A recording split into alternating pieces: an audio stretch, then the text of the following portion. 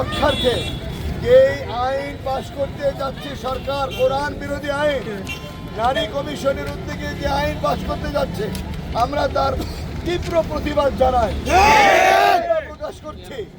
এই উদ্যোগে আগামী 3 তারিখ হেফাজত ইসলামের উদ্যোগে সরওয়ারী উদ্যানে সকাল 9টা থেকে জোহর পর্যন্ত আমাদের সকলের উপস্থিতি কামনা করছি। জনতা সকলকে নিয়ে আজকে আমরা পুরো মানিকগঞ্জ জেলায় সকলে মিলে মোটরসাইকেল র্যালি করে সকলকে আহ্বান করেছি যাতে সকলেই 3 তারিখের এই অনুষ্ঠানে অংশগ্রহণ করতে পারে। আল্লাহ রাব্বুল আলামিন আমাদের সকলকে 3 তারিখের এই মহাসমাবেশ সফল করার তৌফিক দান করুন।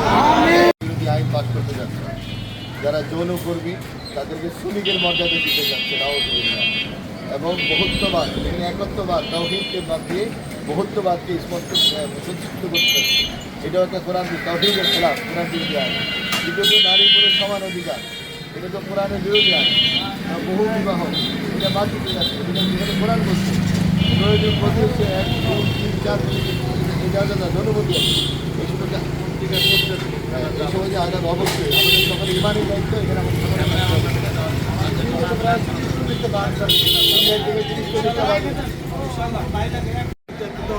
ফিলিস্তিনের মুসলমানরা নির্যাতিত, ভারতের মুসলমানরা নির্যাতিত, আল্লাহ বাংলাদেশের উলামায়ে কেরাম মুসলমান তারাও নির্যাতিত, নিপীড়নের শিকার, বৈষম্যের শিকার।